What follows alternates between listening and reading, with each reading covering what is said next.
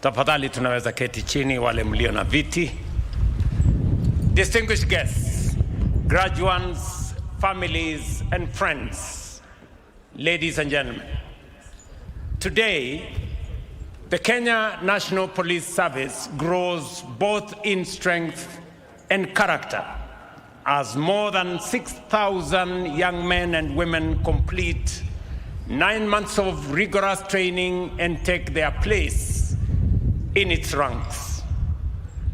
To our new law enforcement officers, I congratulate you on successfully completing your training.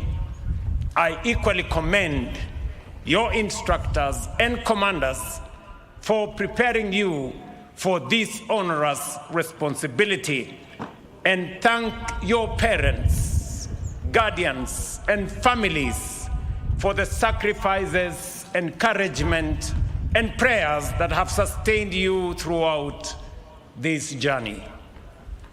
This parade takes place at a significant moment in the constitutional life of our country.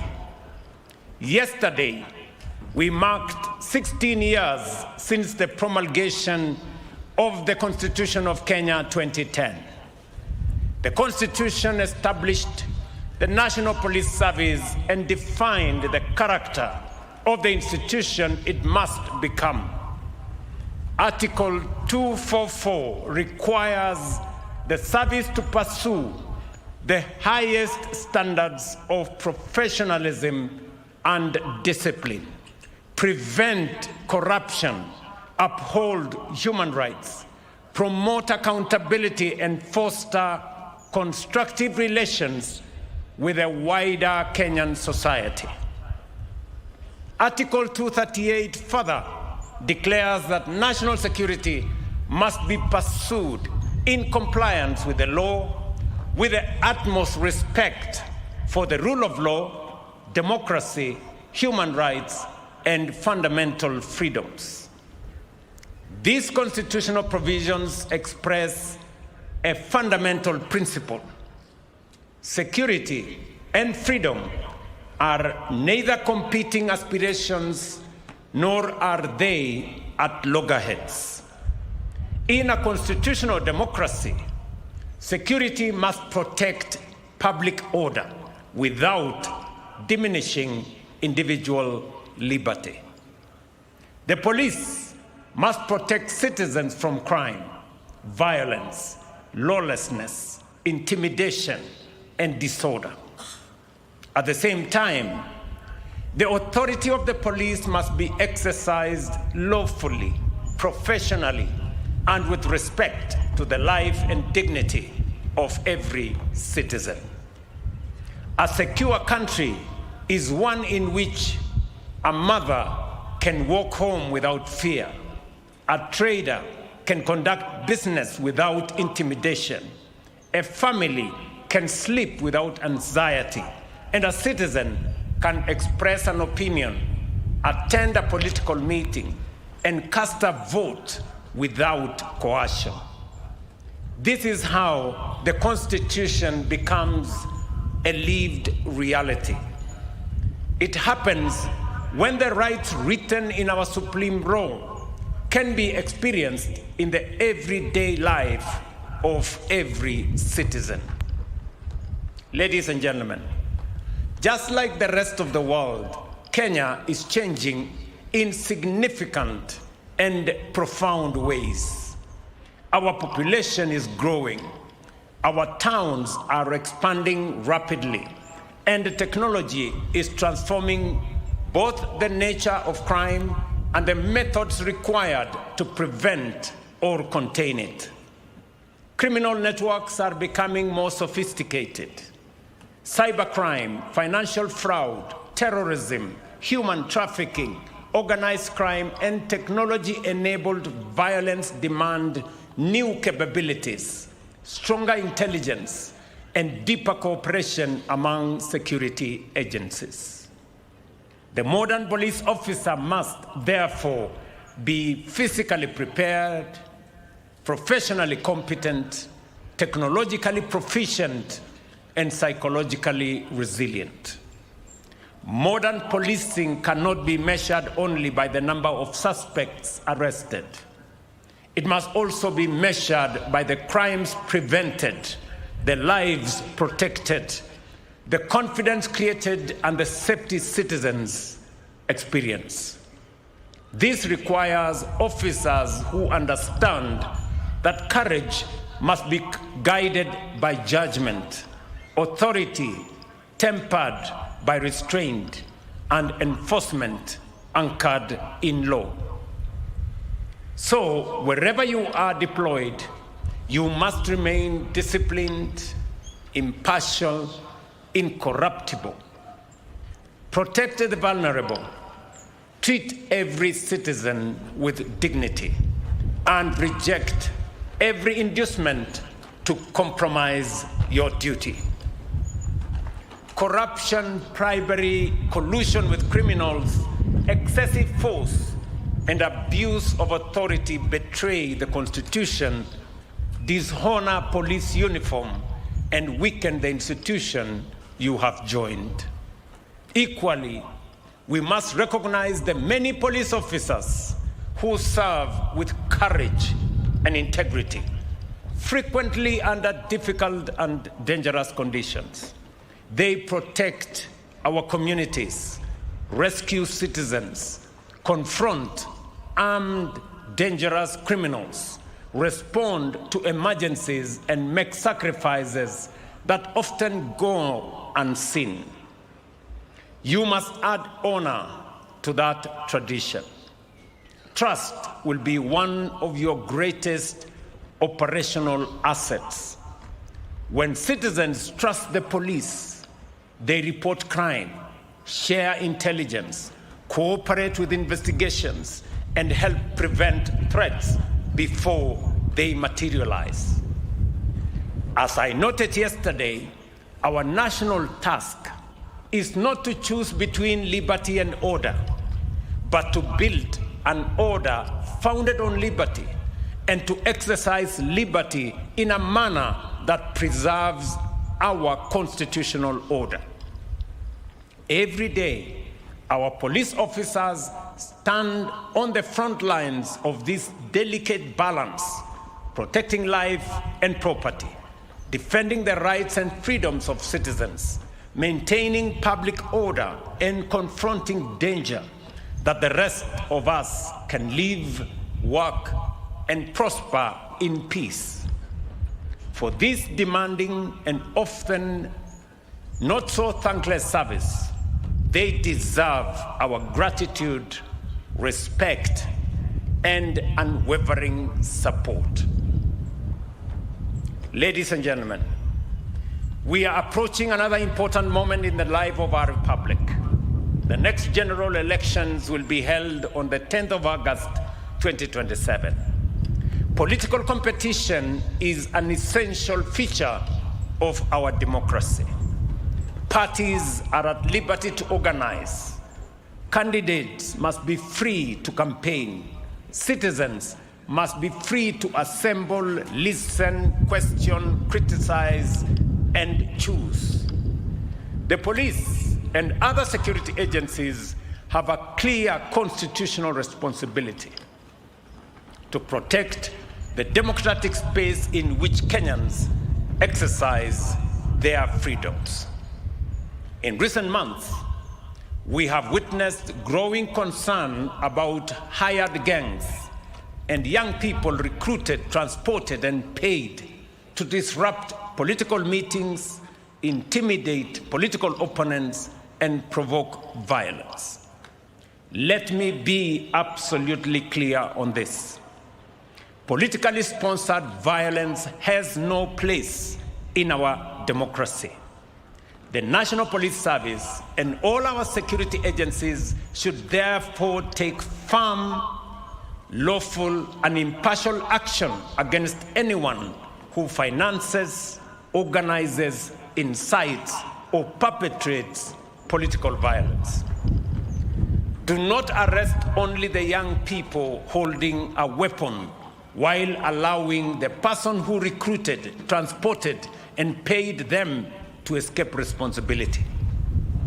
No politician is entitled to a private militia.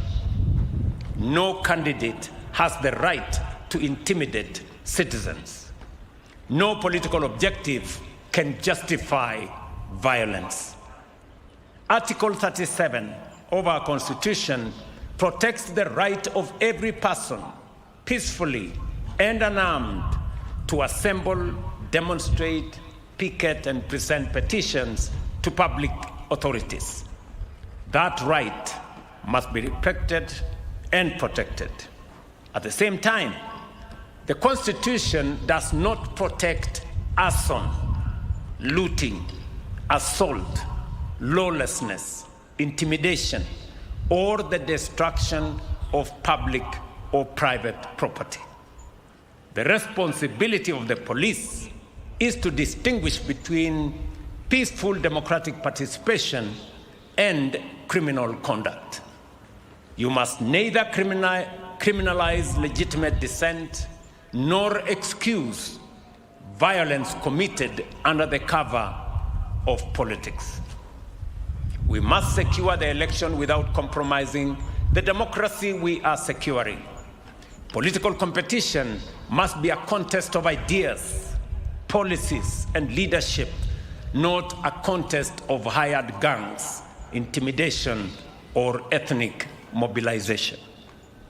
The people must decide freely and peacefully who will lead them.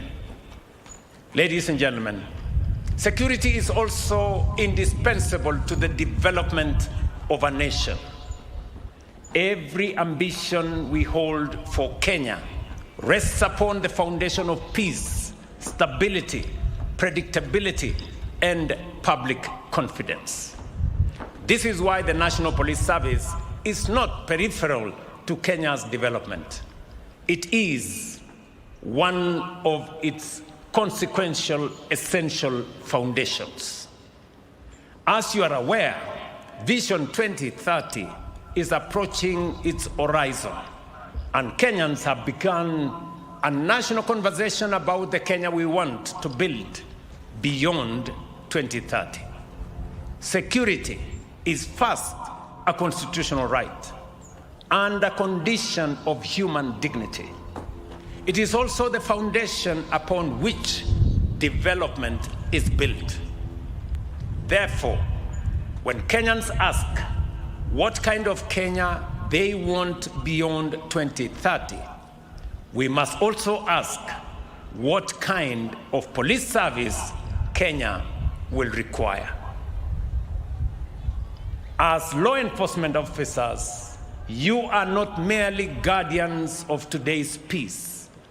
You are partners in building Kenya's future.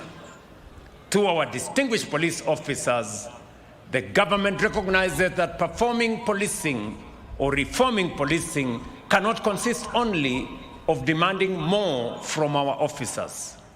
We must also improve the conditions under which they live, work, and serve.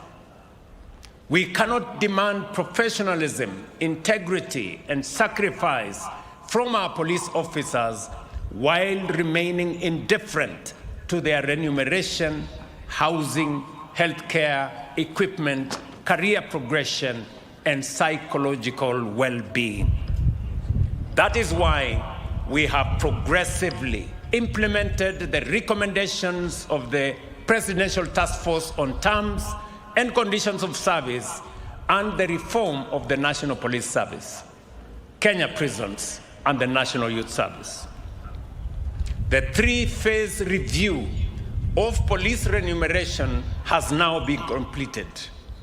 Entry-level basic pay for police constables has risen from 21,000 at the beginning of the review to 29,000, an increase of 36%.